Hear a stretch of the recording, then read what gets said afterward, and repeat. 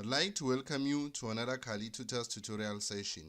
In this tutorial session, we'll be focusing on FAC 1501 Learning Unit 8 Quiz 2. Okay, I'm going to show you how to do this self-assessment so that you can be ready to do your assignment number 4. So without wasting your time, let us read the instructions and then try to answer the questions. Okay. The first instruction says, the previous month's bank reconciliation statement was extracted from the accounting records of Baloyi traders. Bank reconciliation statement as at 31 March 2023. The credit balance as per bank statement was 540. Outstanding deposit not yet credited was 1,170. Correction. This is incorrect deposit was 640. Entries not yet presented for payment. We had a debit card number 81 was 2,000. Okay, this one it was supposed to be paid to Windell Preschool Center. Okay, then the EFT number 294, okay, was supposed to be paid to D. Duncan, okay, for 1,232 rands. Credit balance per bank account, okay, and then this was the credit balance, okay. In this case, it was 882 rands, okay. After reading this, the next instruction says, the balance of the bank statement and the subtotals of the bank columns in the business cash journals on 30 April 2023 were as follows. The bank statement, this is a balance. It was 3,400. Okay. What I'll advise you to do when you read information like this is, if you know where to write the information, just go ahead and capture that information as you read it. Okay. Here they are telling us that the bank statement is 3,400.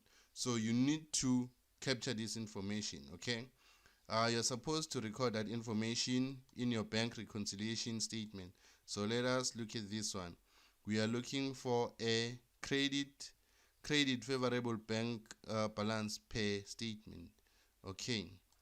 And then this was 3,400, okay? So I'm just doing this so that it becomes easier as I proceed, okay? Then they told us that the business cash receipts journal, the amount is this amount, okay? Go to your cash receipts journal. In this case, your cash receipts journal is this one. This is the subtotal, okay? Just paste it here. Paste it here, okay? And they also told you that the business cash payments journal, the total is this one. Just capture the information, okay? Cash payments journal, and you paste it here, okay?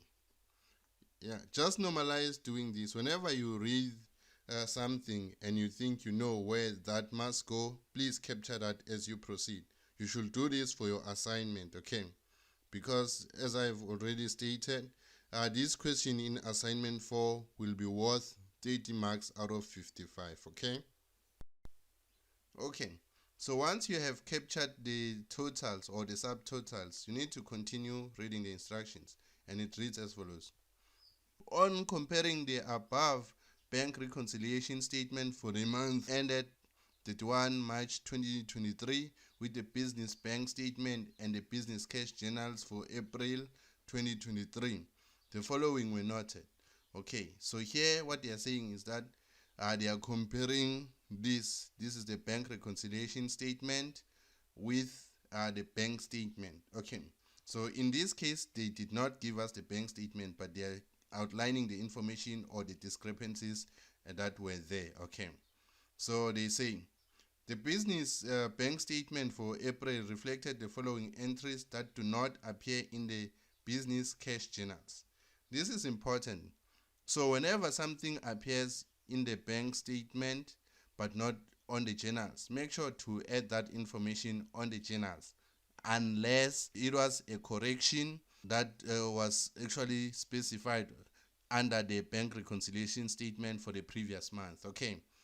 So in this case, if you look at the EFT payment 294 made to D Duncan, a supplier, this is this one here. So it's just a correction, okay? So you are not going to capture this information in the journals. It's a correction from a mistake or an omission that took place in the previous month. Okay. The second one, they say correction of an incorrect deposit for Maloyi Stores, another client of the bank. So this one also comes from this one here. So you are not going to record this in your cash journals for the month of April. Okay.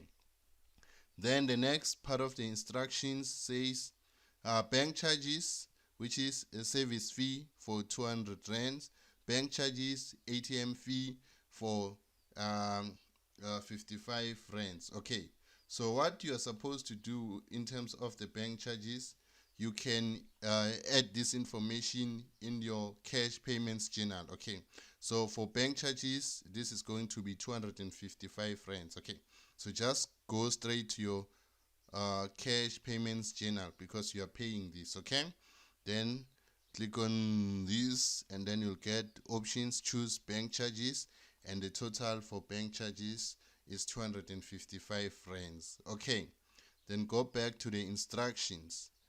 Okay, the next one, they say interest on unfavorable bank balance. So since it's an unfavorable bank balance, this is also another payment, so you must capture this in your cash payments journal. Okay, go back to your cash payments journal, then search for interest paid, and in this case it was 98 rand, 98 rands. Okay, go back to your instructions, and then they say direct deposit for rent from S is Selokela for subletting a section of the premises, and this amount is 980. So this is your cash receipt. Okay, so go to your cash receipts journal, and then search for the person's name. In this case is S Selokela, and then add the amount. Okay, once you're done with this, go back to your instructions again. So in this case, they say debit order in favor of Action Insurance for Baloyi Traders insurance premium. This is 1,550. Okay, so you know that this is a payment. Okay, so go to your cash payments journal, and this one is Action Insurance, and the total is 1,550. Okay, so this is the best way to actually go about doing this. You should do this in your assignment 4. Okay,